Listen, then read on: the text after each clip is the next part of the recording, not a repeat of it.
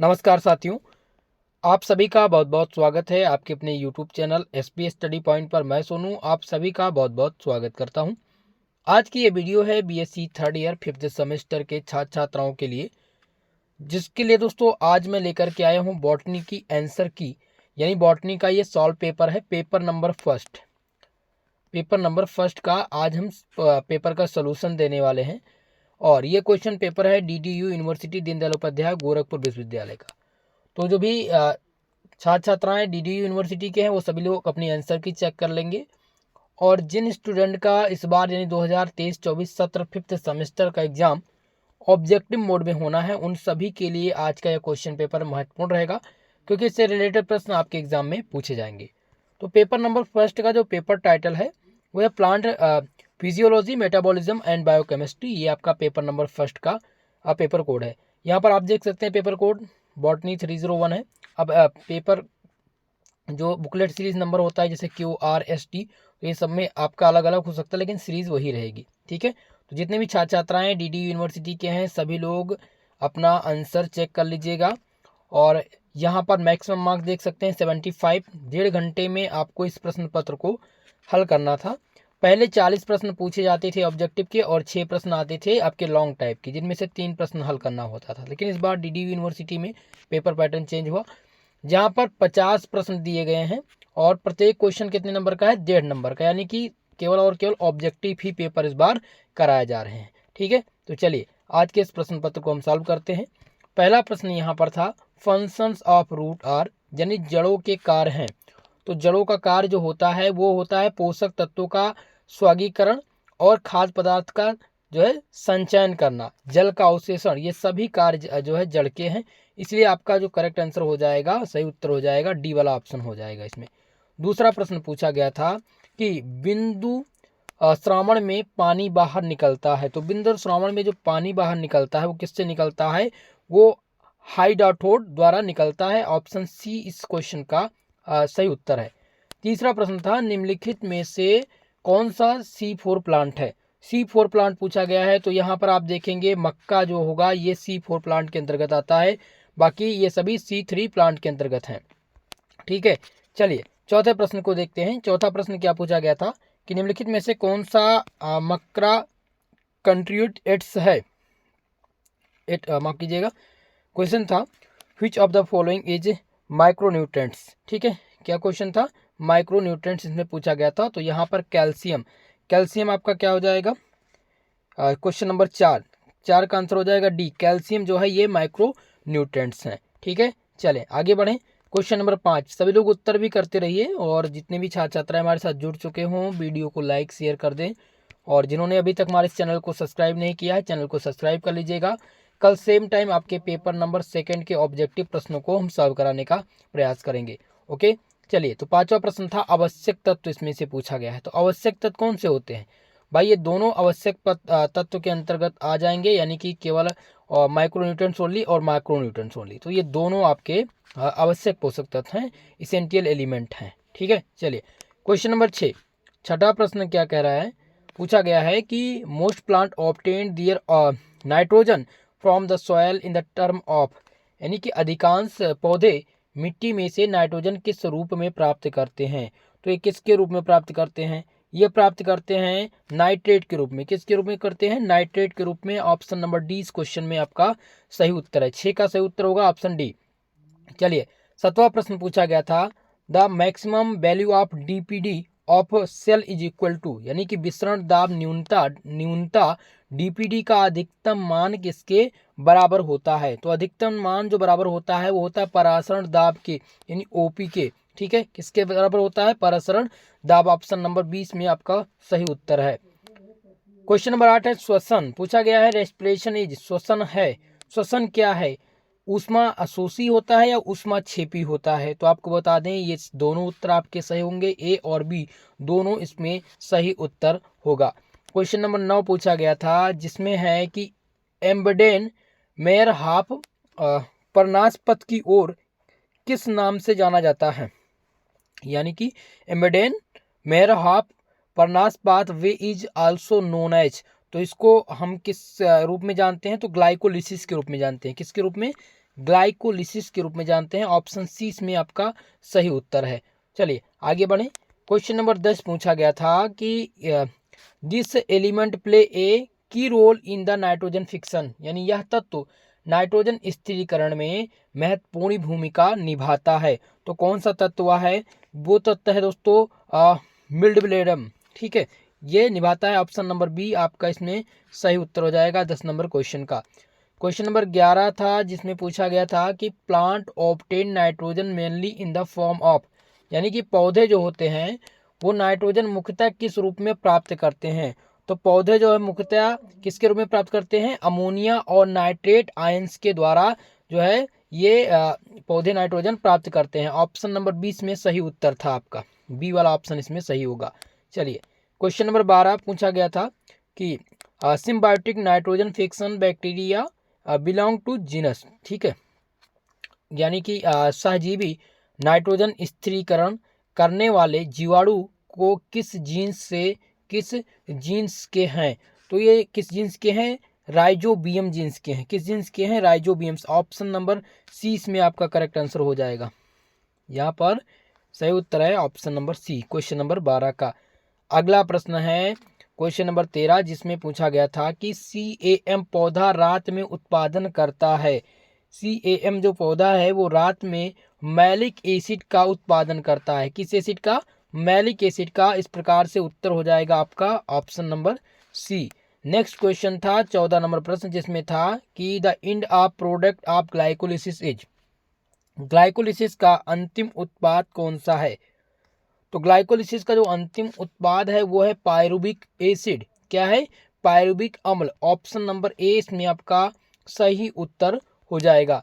Next question था question number 15 जिसमें पूछा गया था the cell store energy in the form of, यानी कि कोशिका जो होती है वो ऊर्जा किस रूप में संचित होती है?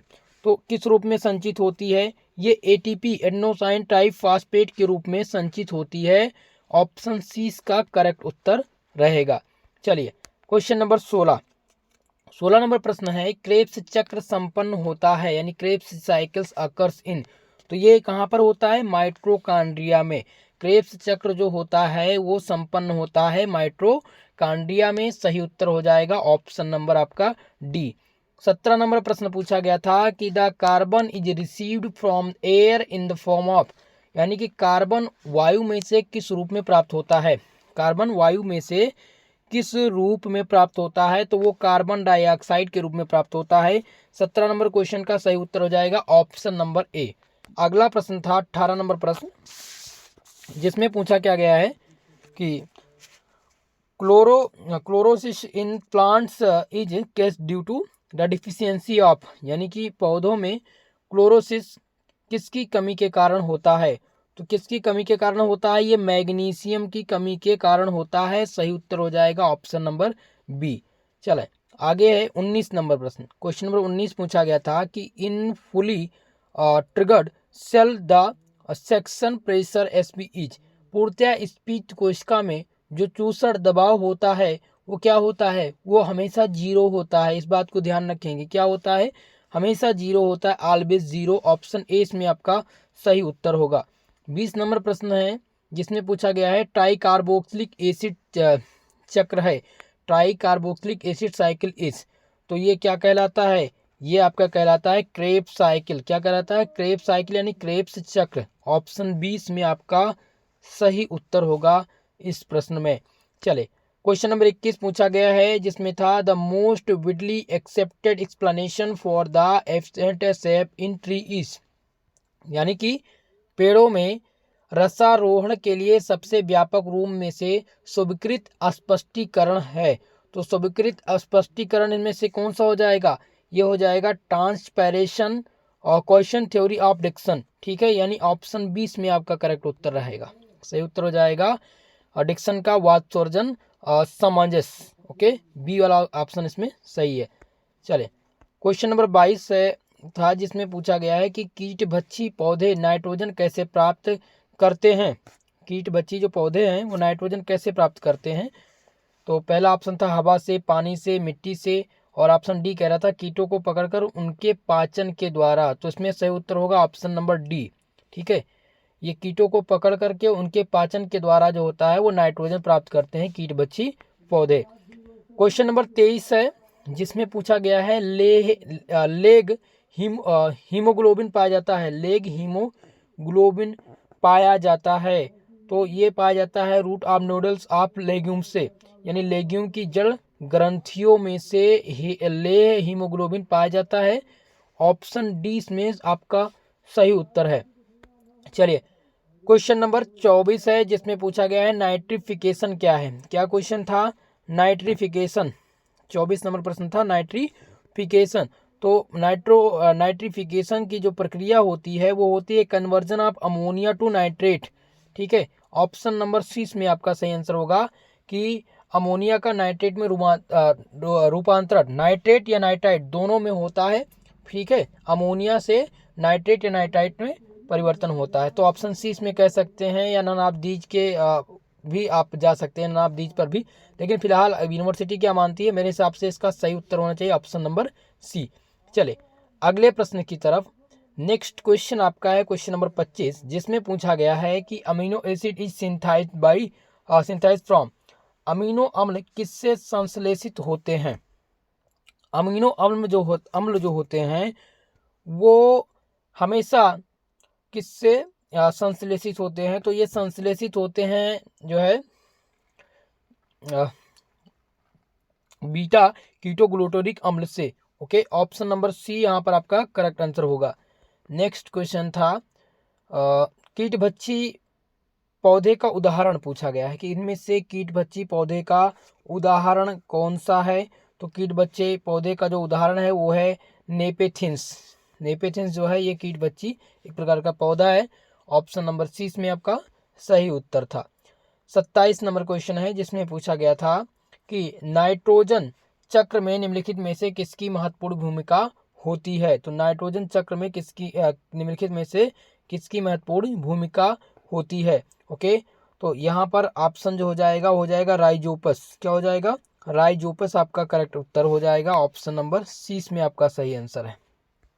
चलिए क्वेश्चन नंबर 28 है, जिसमें पूछा गया था कि पौधों में गैस अवस्था में पाया जाने वाला वृद्धि नियामक है, यानी gaseous plant the growth regulator is.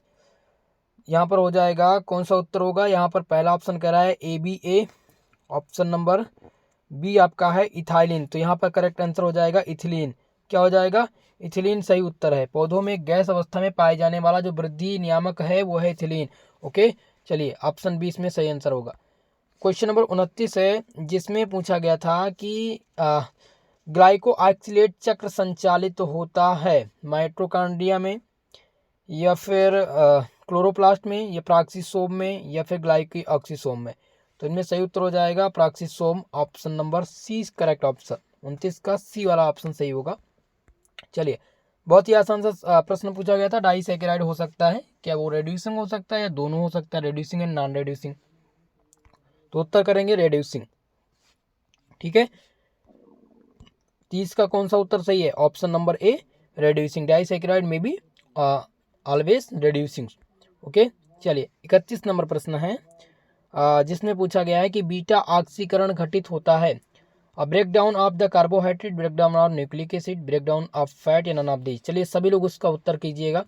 Question number 31, एक प्रश्न मैं आप सबके लिए छोड़ दे रहा हूँ, इसलिए छोड़ दे रहा हूँ कि आप लोग ध्यान दे रहे हैं या नहीं। 31 नंबर प्रश्न का उत्तर आप सब लोग कमेंट बॉक्स में करने का प्रयास कीजिएगा। चलिए 32 नंबर प्रश्न पर ध्यान दिया जाए। क्वेश्चन 32 नंबर क्या पूछा गया था? पूछा गया था कि प्रकाश संश्लेषण में दो प्रकाश रासायनिक तंत्र उपस्थित होने का प्रमाण किसने दिया था? तो भाई किसने दिया था, जल्दी से आप लोग बता दीजिए। ये दिया था इमर्सन ने। किसने दिया था? इमर्सन ने बताया था कि प्रकाश संश्लेषण में दो प्रकाशिक रासायनिक तंत्र उपस्थित हो सकते हैं। ठीक है, ऑप्शन सी में आपका सही उत्तर है। चलिए क्वेश्चन नंबर 33, जिसमें पूछा गया है कि प्रकाश संश्लेषण के दौरान प्राकाशिक अपक्रिया कहाँ होती है? साइटोप्लाज्म में, ग्रेना में, स्ट्रोमा में, या इंडोप्लाज्मिक रेटिकुलम में? तो आपको बता दें सही उत्तर होगा यहाँ पर ऑप्शन नंबर बी स्ट्रोमा। माफ कीजिएगा, सही उत्तर होगा आपका इसमें ग्रेना में। किसमें? ग्रेना में, क्योंकि जो प्रकाशिक अपक्रिया होगी वो ग्रेना में होगी और अप्रकाशिक अपक्रिया जो पूछा जाता तो स्ट्रोमा में होता। ठीक है, तो यहाँ पर पूछा क्या गया है, प्रकाश संश्लेषण के दौरान प्रकाश अपक्रिया कहाँ होती है, तो ये होती है ग्रेना में। अप्रकाश अपक्रिया पूछी जाती तो स्ट्रोमा में। ध्यान दीजिएगा, उत्तर हो जाएगा यहाँ पर बी वाला ऑप्शन। चलिए क्वेश्चन नंबर 34 है, जिसमें पूछा गया था कि प्रकाश संश्लेषण में हील अपक्रिया को क्या कहते हैं। तो प्रकाश संश्लेषण में हील अपक्रिया को प्रकाश अपक्रिया कहा जाता है, लाइट रिएक्शन कहा जाता है। क्या कहा जाता है, लाइट रिएक्शन। ऑप्शन सी इसमें आपका सही उत्तर है। 35 नंबर प्रश्न था, जिसमें पूछा गया द नंबर ऑफ द आइसो एंजाइम्स discovered from enzymes lactic dehydrogenase. ठीक है, यानी कि क्वेश्चन था कि एंजाइम लैक्टिक डिहाइड्रोजिनेजेस के लिए खोजे गए आइसो एंजाइम की संख्या कितनी होती है। तो भाई इसकी जो संख्या होती है वो होती है 5। कितनी होती है, 5 होती है। ऑप्शन डी इसमें आपका सही उत्तर होगा। क्वेश्चन नंबर 36 की तरफ बढ़ें। 36 नंबर प्रश्न है, जिसमें है प्रोलीन और हाइड्रो किसी प्रोलीन अमीनो एसिड होता है तो ये हमेशा सेकेंडरी अमीनो ग्रुप होता है, सेकेंड्रो द्वितीयक अमीनो एसिड। ऑप्शन नंबर 20 में आपका उत्तर सही होगा।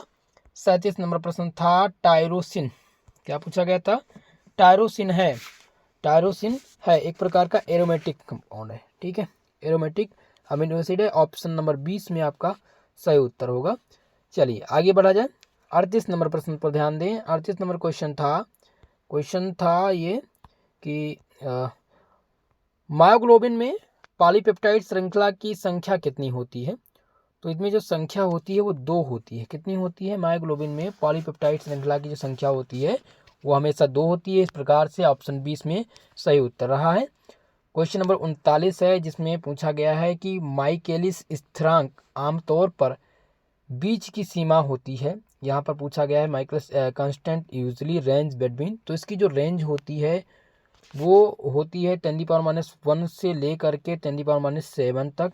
अब यहाँ पर 1 to 5 दिया है, 7 कोई नहीं ऑप्शन दिया है। तो अब यूनिवर्सिटी पर डिपेंड है, हो सकता है यूनिवर्सिटी ऑप्शन बी को माने, हो सकता है यूनिवर्सिटी ऑप्शन डी को माने, लेकिन इसका एग्जैक्ट जो वैल्यू होगी 10⁻1 एंड 10⁻7। ओके, तो ये क्वेश्चन थोड़ा सा मुझे सस्पेंस लगा है। 39 नंबर एक क्वेश्चन मुझे केवल सस्पेंस लगा है। फिलहाल आप लोग क्या आंसर किए हैं वो कमेंट बॉक्स में कमेंट करके बताइएगा। चलिए क्वेश्चन नंबर 40, जिसमें है श्वसन, रेस्पिरेशन पूछा गया है कि रेस्पिरेशन क्या है, एनाबोलिक है या केटाबोलिक है, दोनों है। तो आपको बता दें रेस्पिरेशन जो है वो केटाबोलिक है। ओके, ऑप्शन 20 में आपका करेक्ट उत्तर होगा 40 नंबर क्वेश्चन का। क्वेश्चन नंबर 41 है, जिसमें पूछा गया है कि एंजाइम अवरोधकों की उपस्थिति में प्रतिक्रिया के लिए आवश्यक ऊर्जा की जो सक्रियता होती है वो क्या हो जाती है, वो कम हो जाती है या फिर बढ़ जाती है या प्रभाव नहीं पड़ता। तो आपको बता दें ये कम हो जाती है। ठीक है, ऑप्शन ए इसमें आपका सही उत्तर होगा, लोबर्ट।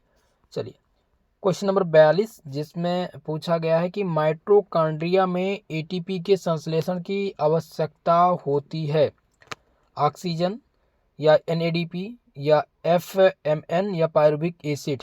तो इसमें सही उत्तर होगा आपका option number A, oxygen is the correct answer. ठीक है, synthesis of ATP in mitochondria required oxygen, always oxygen. Option A इसमें आपका सही उत्तर है। चलिए क्वेश्चन नंबर 43, जिसमें पूछा गया है कि the fats which remain liquid at room temperature are called, यानी वह वसा जो कमरे के तापमान पर तरल रखते हैं उनको क्या कहा जाता है। तो उनको कहा जाता है सेचुरेटेड फैटी एसिड कहा जाता है। क्या कहा जाता है, सेचुरेटेड फैटी एसिड कहा जाता है। इसलिए ऑप्शन नंबर डी इसमें सही उत्तर होगा। क्वेश्चन नंबर 44 है, जिसमें पूछा गया है कि C4 चक्र की खोज कब की गई थी या किसने की थी। तो C4 चक्र की यानी C4 साइकिल की जो खोज की थी वो हैच और स्लाक ने की थी। ऑप्शन 20 में आपका सही उत्तर है। नेक्स्ट क्वेश्चन था क्वेश्चन नंबर 45, जिसमें पूछा गया शिखर प्रभुत्व का कारण है, शिखर प्रभुत्व का कारण है। तो इसका जो कारण है वो है oxygen. Okay, option number A इसमें सही उत्तर है। चलिए नेक्स्ट प्रश्न की ओर बढ़ा जाए। क्वेश्चन नंबर 46, जिसमें पूछा गया है कि एंजाइम यूरेज को अलग किया जाता है? एंजाइम यूरेज को किस प्रकार से अलग किया जाता है?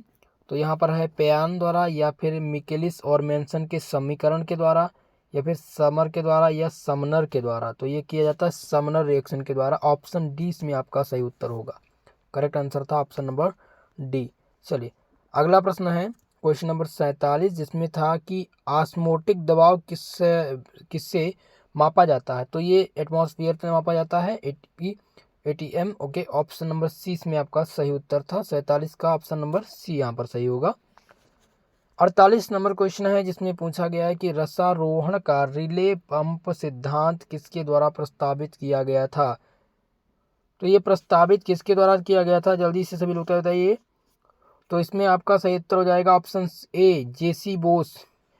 रसारोहण के रिले पंप सिद्धांत का जो प्रस्तावित किया गया था वो JC बोस के द्वारा किया गया था। सही उत्तर हो जाएगा 48 नंबर क्वेश्चन का ऑप्शन नंबर ए।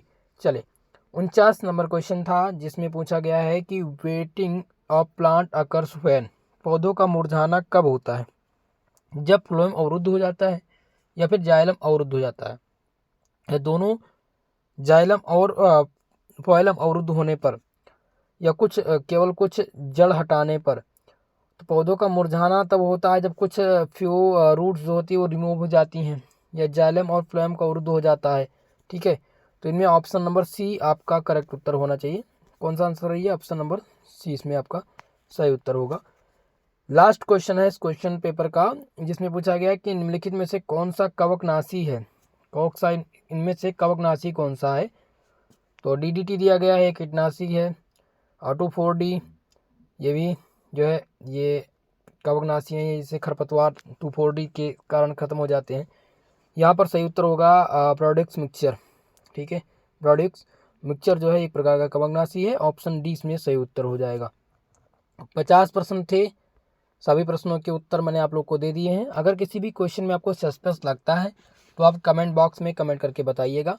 बाकी सभी प्रश्न पत्र जितने भी क्वेश्चन पेपर आपके हैं वो सभी लोग आप सभी हमारे नंबर पर, जो हमारा नंबर है चैनल पर, वहाँ से आप ले सकते हैं, और वहाँ पर क्लियर पिक करके, और जैसे ही आपका पेपर हो आप हमें पेपर प्रोवाइड करा दिया करिए, ताकि जल्द से जल्द आप लोग के लिए आंसर की प्रोवाइड किया जा सके।